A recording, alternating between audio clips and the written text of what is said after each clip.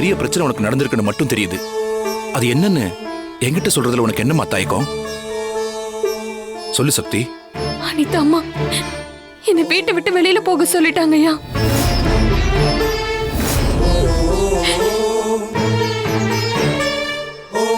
சக்தி, அனிதா உன்னை எப்பவும் வீட்டை விட்டு அனுப்புறதுலே தானே குறியா இருந்திருக்கா? அப்ப எல்லாம் தாக்கு பிடிச்சுக்கிட்டு அங்கேயே தானே இருந்த. இன்னைக்கு மட்டும் அவ சொன்னா நீ ஏன் கிளம்பி வந்த? நீ உன் வேலையை பார்த்துக்கிட்டு போன்னு சொல்லிட்டு நீ அங்கேயே தானே இருந்திருக்கணும். முன்னெல்லாம் அனிதா அம்மா என்கிட்ட மூர்க்கமா நடந்துப்பாங்க. அவங்க குணமே அப்படிதான்னு நான் அதை பெருசுப்படுத்திக்காம அங்கேயே இருந்தேன். ஆனா அனிதா அம்மா இப்ப அப்படி இல்லைங்கய்யா. அவங்களுக்கு என்ன ரொம்ப பிடிச்சு போச்சு. என் மேல எவ்வளவு பாசம் காட்டி ஒரு ஃப்ரெண்டு மாதிரி பழகுனாங்க தெரியுமா? எனக்காக இந்துமதி அம்மா கிட்ட அவங்க சண்டெல்லாம் போட்டாங்க. அந்த அளவுக்கு என் கூட நெருக்கமா பழகுனாங்க. அந்த அளவுக்கு பாசம் காட்டி பழகுனவ உன்னை அங்கேயே தானே இருக்க சொல்லியிருக்கணும். அப்புறம் எதுக்காக உன்னை வீட்டை விட்டு போக சொன்னா? அனிதா அம்மா தான் உலகம்னு வாழ்ந்துட்டு இருக்காங்க ருத்ராமா. இப்ப அவங்க மேல பாசம் காட்டாம தூரமா விலகி போறதா மன ரீதியா ரொம்ப வேதனைப்படுறாங்க. என்னம்மா சக்தி, நீ இவ்ளோ அப்பாவி பொண்ணா இருக்கியே. அவ திருந்தெல்லாம் இல்ல, அவ உங்ககிட்ட நல்லா நடிச்சிருக்கா. உனக்கு என்னென்னமோ நெருக்கடி எல்லாம் கொடுத்து உன்னை அங்கிருந்து அனுப்ப ட்ரை பண்ணா. அது முடியலன்னதும் அவ கடைசியா எடுத்த அஸ்திரம் தான் இந்த சென்டிமெண்ட். நீயும் அதையெல்லாம் நம்பிக்கிட்டு அங்கிருந்து வந்துட்ட. அனிதா அம்மா என்னை வீட்டை விட்டு போக சொன்னப்பவே நான் புரிஞ்சுக்கிட்டேங்கய்யா. ஒரு மகளா அவங்க இடத்துல இருந்து பாக்குறப்ப அவங்க மனத்தவிப்ப என்னால புரிஞ்சுக்க முடியுது. அதாங்கய்யா. சரி, அனிதாவுக்காக நீ இப்படி கிளம்பி வந்துட்ட சரி. ஆனா நீ இல்லன்னா ருத்ரா எப்படி துடிச்சு போவான்னு நினைச்சு பாத்தியா?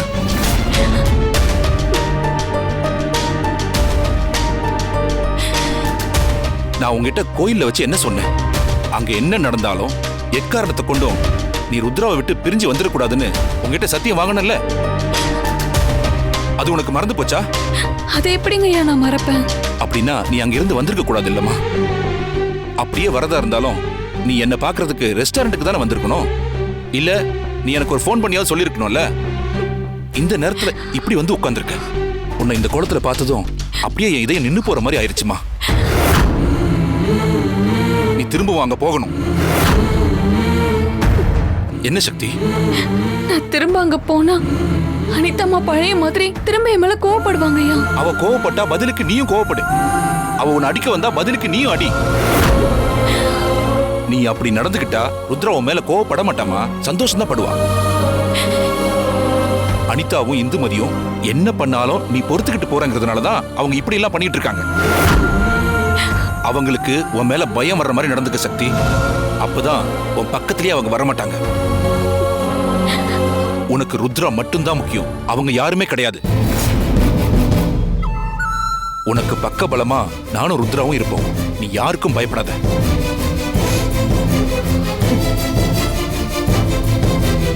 சரிங்கய்யா, இனி நான் பாத்துக்கிறேன்.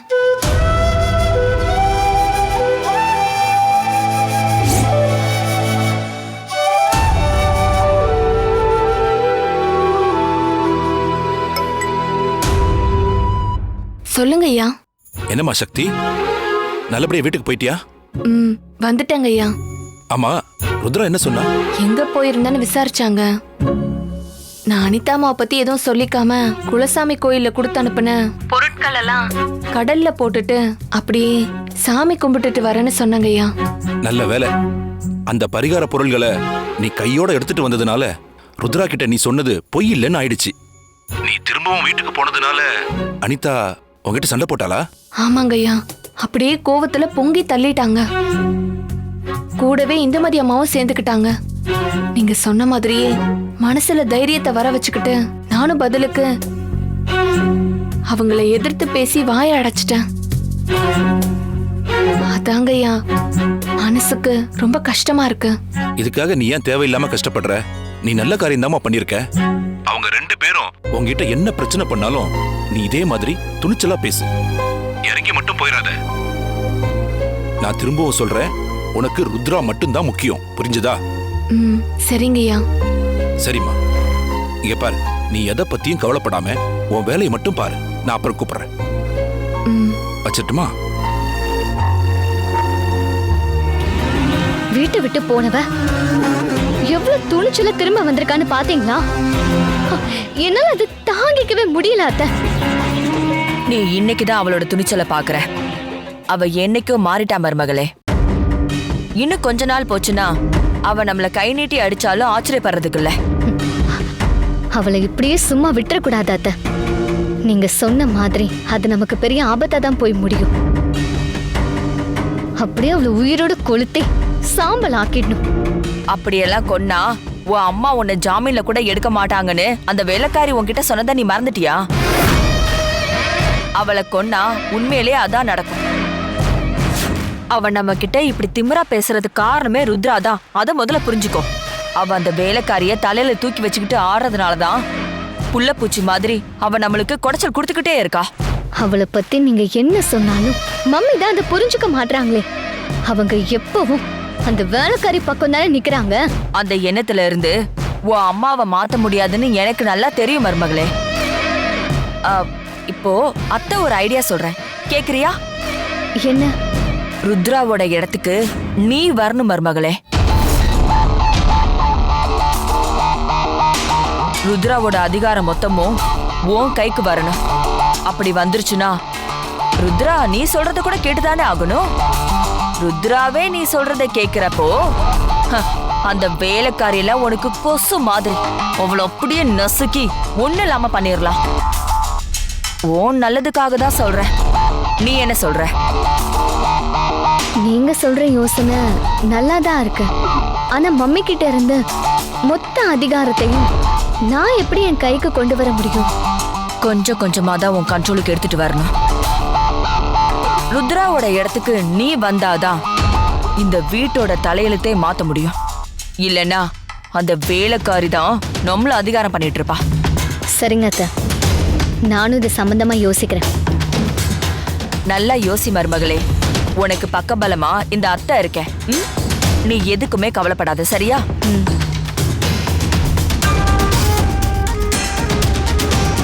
அதிகாரம் மொத்தமும் அனிதா கைக்கு வந்துருச்சுன்னா அதுக்கப்புறம் ருத்ராவுக்கும் அவளுக்கும் இடையில ஒரு பெரிய பகையை ஏற்படுத்தி என்னைக்குமே சேராத மாதிரி அவளை அப்படியே தனிமைப்படுத்திடலாம்.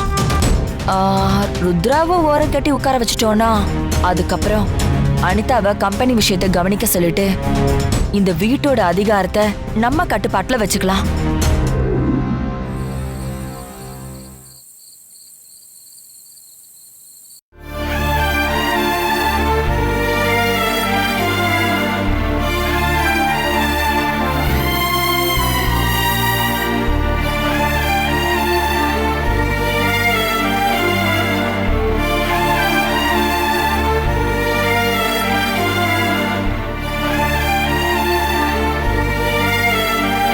சக்தி. சார், இங்க தனியா உட்காந்து என்ன பண்ணிட்டு இருக்க? இல்ல சார், ருத்ராமா ரூம்ல ஃபைல் பார்த்துட்டு இருக்காங்க. கொஞ்ச நேரத்துக்கு முன்னாடி தான் டீ கொடுத்துட்டு வந்தேன். அடுத்து அவங்களுக்கு ஏதாவது தேவைப்பட்டா என்ன கூப்பிடுவாங்கல்ல, அதனாலதான் இங்க வெயிட் பண்ணிட்டு இருக்கேன்.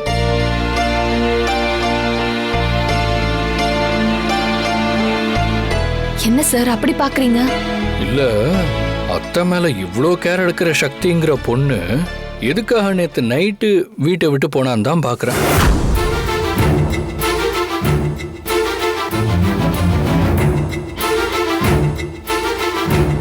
என்ன பேச்சே காணோம்? ஐயோ, நான் எதுக்கு சார் வீட்டை விட்டு போறேன்? அதான் காலையில ருத்ராமா கிட்ட எந்த வேலையா போனேன்னு சொன்னனே. அப்போ நீங்களும் அங்கதானே சார் இருந்தீங்க. நீ சொல்றத அத்தை வேணா நம்பி இருக்கலாம், ஆனா அதெல்லாம் செம உருட்டுன்னு எனக்கு நல்லாவே தெரியும். வீட்டை விட்டு போயிட்டு கோயிலுக்கு போனேன், குளத்துக்கு போனேன்னு என்கிட்டயே ரீல் விடுறியா? என்னெல்லாம் ஏமாத்த முடியாதுமா. நாங்கெல்லாம் வேற லெவல், தெரியுமா? இல்ல, நீங்க நினைக்கிற மாதிரி எல்லாம் ஒண்ணும் இல்லங்க சார். அந்த பரிகார பொருட்கள் எல்லாம் கடல்ல விட்டுட்டு அப்படியே கோயிலுக்கு போயிட்டு தான் வந்தேன். ஓ, அப்படியா?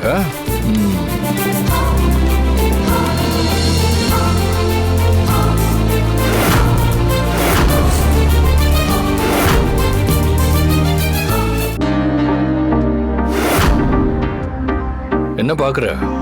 இது நீ எழுதுனது தானே? ஆமா சார். அப்பா, இப்போது உண்மையை ஒத்துக்கிட்டியே. எங்க நீ எழுதலன்னு சொல்லிடுவியான்னு நான் பயந்துட்டேன். ஆமா சார். இது எப்படி உங்களுக்கு கிடைச்சது? இதை நான் ருத்ராமா ரூம்ல வைக்கணும்னு நினைச்சேன். அப்புறம் வேண்டான்னு முடிவு பண்ணி திரும்பவும் அவுட் ஹவுஸ்லயே ஒரு நோட்ல வச்சுட்டு போயிட்டேன். இதை எப்படி நீங்க? காலையில நீ வீட்டுல ஆள் இல்லைன்னதும் அவுட் ஹவுஸ்ல இருக்கியான்னு பாக்கறதுக்கு நான் வந்தேன். பொதுவா நீ அங்கிருந்து வேலைக்கு வந்தா வீட்டை பூட்டிட்டு தான் வருவ. ஆனா நான் போய் பார்த்தப்ப கதவு பூட்டாம சாதாரணமா சாத்தி இருந்தது.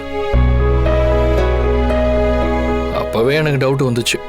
சரின்னு கதவை திறந்து உள்ள வந்து அங்க எங்கன்னு தேடி பார்த்தா இந்த லெட்டர் ஒரு நோட்ல இருந்துச்சு.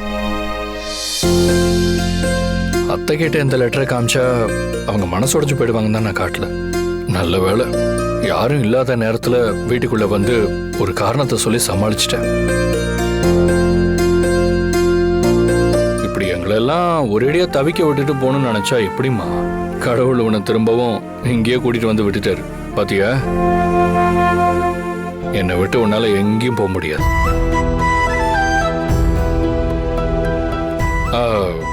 ஐ மீன் எங்களை விட்டு போக முடியாதுன்னு சொன்னேன்.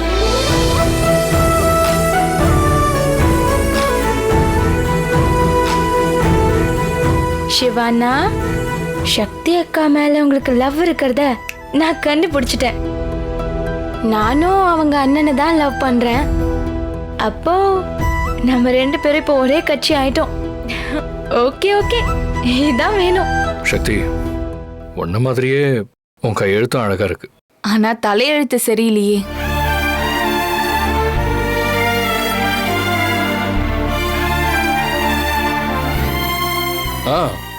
இனிமே நீ வீட்டை விட்டு போறதா இருந்தாலும் எங்க போறதா இருந்தாலும் அந்த லொகேஷனை மறக்காம எனக்கு ஷேர் பண்ணிடு. அப்போதானே நான் உன்னை பார்க்க வர முடியும்.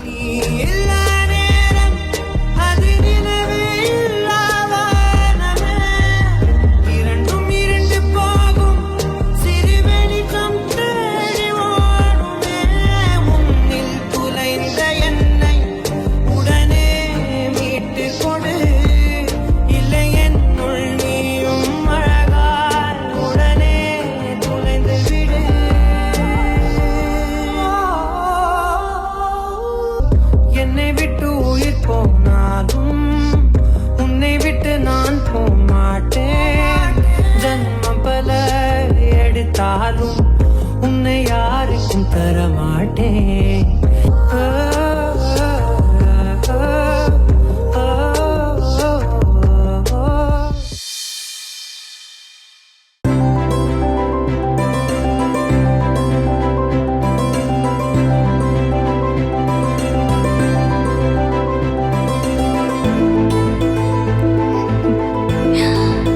என்ன திவ்யா, வழக்கமா இந்த நேரத்துக்கெல்லாம் தூங்கிடுவேன். இன்னைக்கு என்னாச்சு? தூங்காம இங்க வந்து நின்னுட்டு இருக்க? அது திடீர்னு மனசு முழிச்சுக்கிட்டா தூக்கம் போயிடும் தெரியுமா? அந்த மாதிரி தான் எனக்கும் ஆயிடுச்சு. அதான் அப்படியே வெளியே வந்தேன். நீங்களும் சிவா அண்ணாவும் இன்ட்ரெஸ்டிங்கா பேசிட்டு இருந்தீங்களா? அது அப்படியே மெய் மறந்து பார்த்துட்டே நின்னுட்டேன்.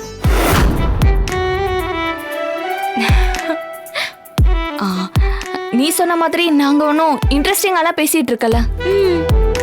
இப்ப நான் உன்னை பார்த்து தூங்கலையான்னு விசாரிச்ச மாதிரி சாரும் விசாரிச்சுட்டு இருந்தாரு. அவ்வளவுதான். இருந்தாலும் அண்ணன் உங்ககிட்ட அக்கறையா உரிமை எடுத்துக்கிட்ட மாதிரி தெரியுதே. அதெல்லாம் ஒண்ணும் கிடையாதுமா. எப்பவும் போல சாதாரணமா தான் என்கிட்ட பேசிட்டு இருந்தாரு. சரி சரி, நான் நம்பிட்டேன். உண்மையை சொன்னா நம்பிதான் ஆகணும். ஆமா ஆமா, நம்பிதான் ஆகணும். சரிக்கா, இத ஒரு பக்கம் வச்சுக்கலாம். இப்ப நான் கேக்குற கேள்விக்கு கரெக்டா பதில் சொல்லுங்க. லவ் பத்தி உங்க ஒப்பீனியன் என்ன? எனக்கு தெரியாத உன்னை பத்தி நான் எப்படி ஒப்பீனியன் சொல்ல முடியும்? நீ வேற. என்னக்கா பொசுக்குன்னு இப்படி சொல்லிட்டீங்க? அப்படின்னா நீங்க யாரையும் லவ் பண்ண மாட்டீங்களா? எனக்கு வீட்டு வேலை பாக்குறதுக்கே நேரம் சரியா இருக்கு. நீ சொல்ற மாதிரி லவ் பத்தின யோசனைலாம் எனக்கு கிடையாது. நாம எவ்வளவு கொக்கி போட்டு இழுத்தாலும் பிடி கொடுத்து பேச மாட்டாங்களே. ஆமா, நான் உன் அண்ணனை தான் லவ் பண்றேன்னு இவங்க வாயால சொல்ல வச்சிடணும்.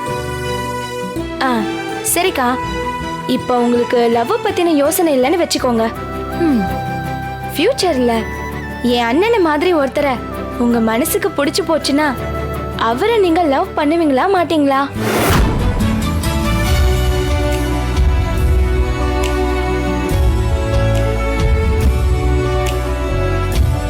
என்ன அமைதியாயிட்டீங்க? சொல்லுங்க, உங்ககிட்ட தான் கேக்குறேன். அவரை மாதிரி ஒருத்தரை நான் நினைச்சு கூட பார்க்க மாட்டேன். ஏன்க்கா?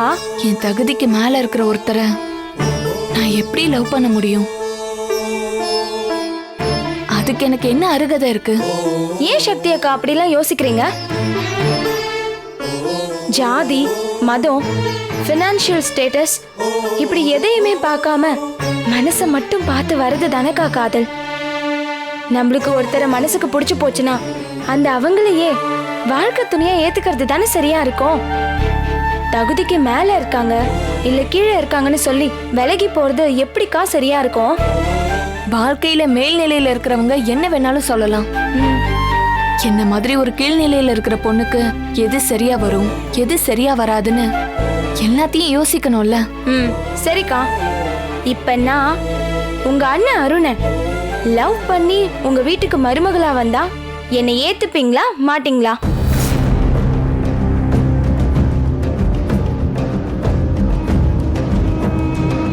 திவ்யா, என்ன சொல்ற நீ? அக்கா பதறாதீங்க, நான் சும்மா ஒரு பேச்சுக்கு தான் சொன்னேன். ஒருவேளை அப்படி வந்தா என்னை ஏத்துப்பீங்களா மாட்டீங்களான்னு கேட்டேன். திவ்யா, நீ சும்மா பேச்சு கூட இப்படி எல்லாம் சொல்லக்கூடாது. மனசுக்கு எவ்வளவு பதட்டமா இருக்கு தெரியுமா? இல்ல, இனிமேல் இந்த காதல் கத்திரிக்காய் பத்தி எல்லாம் பேச்சே வேண்டாம். நீ போய் தூங்க போ. ஓகே.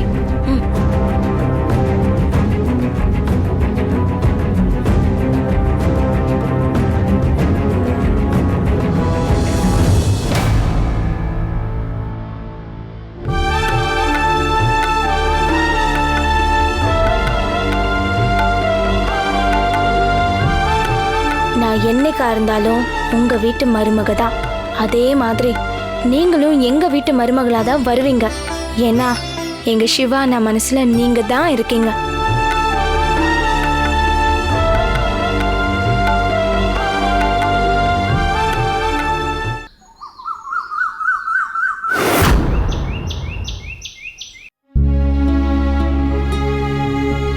சிவா, அத்த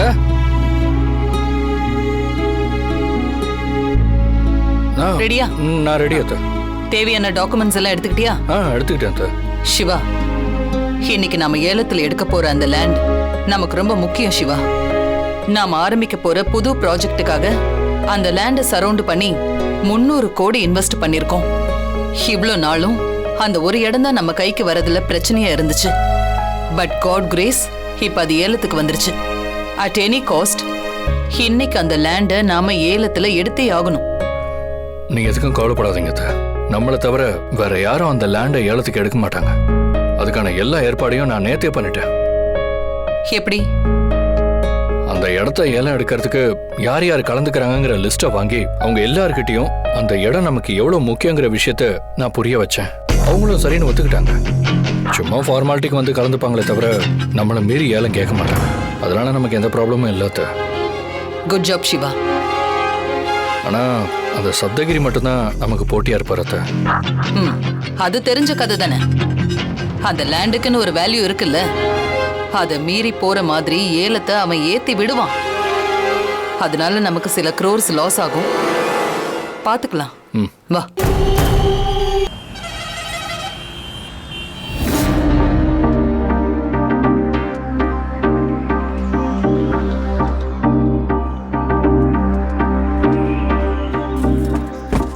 அண்ணா போதும், நீங்க மேல வாங்க.